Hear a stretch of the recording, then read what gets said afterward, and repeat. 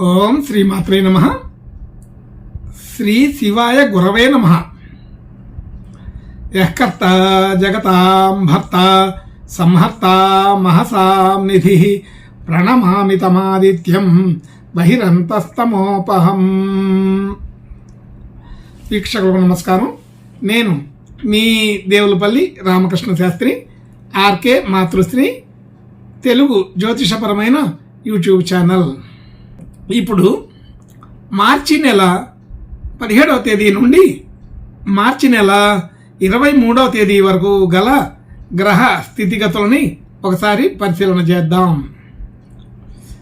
మీనరాశిలో రవి బుధ రాహుగ్రహాలు, మేషరాశిలో గురుగ్రహం, మిథున రాశిలో చంద్రగ్రహం, అలాగే కన్యారాశిలో కేతుగ్రహం, కుంభరాశిలో కుజ శుక్ర శని గ్రహాలు సంచరిస్తున్నాయి.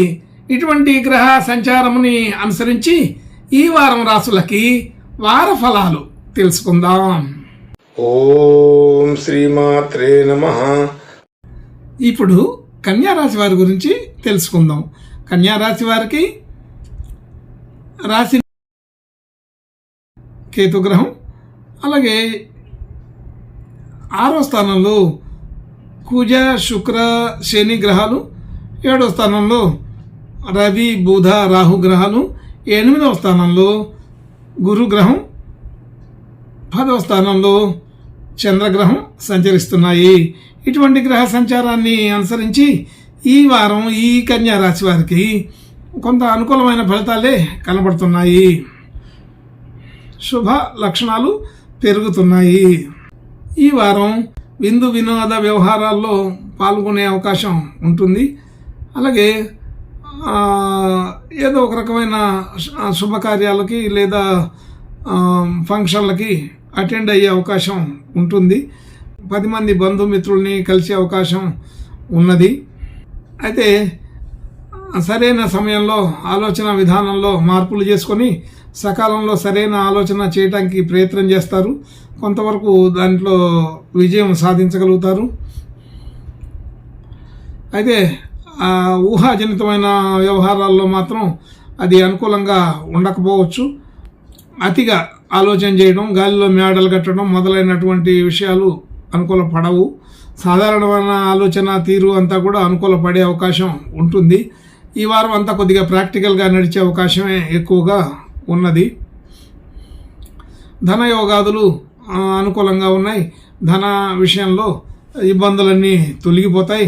ఆర్థికపరమైనటువంటి విషయాల్లో మన ప్రణాళికలు పనిచేస్తాయి. రుణ సంబంధించిన విషయాల్లో కూడా రావాల్సిన ధనం సకాలంలో అందుతుంది. మన ప్రయత్నాలు విజయవంతం అవుతాయని అర్థమవుతుంది. కార్యసిద్ధి కలుగుతుంది.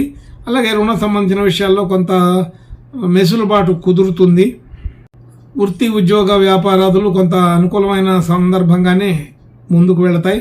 అనుకూల స్థితి బాగానే కనబడుతుంది. వ్యాపారంలో లాభసాటిగానే ఉంటుంది. అవసరానికి తగిన పెట్టుబడులు వస్తాయి, కుదురుతాయి. అలాగే కొత్త ప్రయత్నాలు చేసే వాళ్ళకి, కొత్త విషయాల్లో పాలు పంచుకునే వాళ్ళకి కూడా సాధారణంగా ఈ వారం అనుకూలంగానే ఉన్నది. సినిమా రంగం, రాజకీయ రంగం మొదలైన వ్యవహారాలు, కొత్త ప్రయత్నాలు, కొత్త దారులు తొక్కే వాళ్ళకి ఇది ఈ వారం కొంత అనుకూలత కనబడుతుంది. అంటే పరిచయాలు వృద్ధి అవుతాయి. ఆలోచన తీరు 10 మందికి తెలుస్తుంటుంది. అలాగే గుర్తింపు, గౌరవం కలుగుతూ ఉంటాయి. అయితే కుటుంబ సభ్యులైతేమి, జనబాహుళ్యం అయితేమి అన్ని రకాల చోట్ల కూడా మనకి ఒక రకమైన ప్రత్యేకతని చూపించి గుర్తించే అవకాశం ఉన్నది. అలాగే మనకి ఒక ప్రత్యేకమైన కీర్తి ప్రతిష్టలు కలిగే అవకాశం కూడా ఈ వారంలో కనబడుతుంది. అయితే అనుకోకుండా మనల్ని కీర్తించి గుర్తించి పొగిడేవారు దాని మీద ఒక రకమైన వెనకాల ఒక బాధ్యత కూడా పెట్టే అవకాశం ఉంది. అయితే ఆ బాధ్యతని మనం నిర్వహించగలుగుతామని అనుకుంటాం. ఆ కొత్త బాధ్యతను కూడా మనం నిర్వహించగలిగే స్థితి ఉంటుంది. గృహ వాహన యోగాదులు అన్నీ కూడా కొంత అనుకూలంగా ఉన్నాయి. ఈ వారం కొంత దారిలోకి వచ్చింది. ఇట్లాంటి గృహ వాహన విషయాలు, అలాగే కన్స్ట్రక్షన్ విషయాలు, వ్యాపార విషయాలు ఇవన్నీ కూడా అనుకూలంగానే ఉన్నట్లుగా తెలుస్తోంది. విద్యార్థులకు విద్యా సంబంధించిన విషయాల్లో అనుకూలత పెరిగింది. విద్యార్థులకి మంచి గుర్తింపు, గౌరవం కలుగుతాయి. అలాగే కొత్త కోర్సులు నేర్చుకునే వాళ్ళకి, కొత్త వ్యవహారాలు చేసే వాళ్ళకి మరి ఆలోచన తీరంతా కూడా అనుకూలంగానే కుదురుతుంది. కొత్తగా రుణ సంబంధించిన ప్రయత్నాలు చేసే వాళ్ళకి అనుకూలంగానే ఉంటుంది. అలాగే ఆరోగ్య సంబంధించిన విషయాల్లో పెద్దగా ఇబ్బందులు అయితే ఏమీ ఉండవు, జాగ్రత్తగానే ఉండవచ్చు. అలాగే బంధుమిత్రులలో చిన్న చిన్న మాట పొట్టింపులు రాకుండా చూసుకోవడం మంచిది. ఎక్కడో చిన్న చిన్న సమస్యలు వచ్చే అవకాశం కూడా ఉన్నది కాబట్టి చెప్పబడుతుంది. అలాగే భార్యాభర్తలకి ఈ మధ్య అనుకూలత బాగానే ఉంది, ఇబ్బందులు ఏమీ లేవు. అలాగే వ్యాపార భాగస్వామ్యంలో కూడా అనుకూలత ఉంది. అలాగే ఉద్యోగ సంబంధించిన విషయాల్లో, ఉద్యోగ వ్యాపారాది విషయాలలో అనుకూలత ఈ వారం బాగానే ఉన్నది. మనం పెట్టిన పెట్టుబడులు కొన్ని ఉపసంహరించుకోవాల్సిన పరిస్థితి వస్తుంది. అయితే మనం ఎక్కడైనా రుణానికి ఇచ్చినప్పటికీ, లేకపోతే ఏదైనా డిపాజిట్ చేసినప్పటికీ ఆ ధనాలన్నీ కూడా తీసుకొచ్చి మరో చోట ఉపయోగపడే పరిస్థితికి, మరొక చోట ఖర్చు పెట్టే పరిస్థితికి వస్తుంది. కాబట్టి అవసరాన్ని మించిన, అవసరానికి తగినట్టుగా ప్రవర్తించడంలో ఇబ్బంది కలగదు. పెట్టుబడికి సంబంధించిన విషయాల్లో మనం చేసిన డిపాజిట్లు, పెట్టుబడులు అన్నీ ఉపసంహరించుకునే పరిస్థితి అయితే కనబడుతుంది.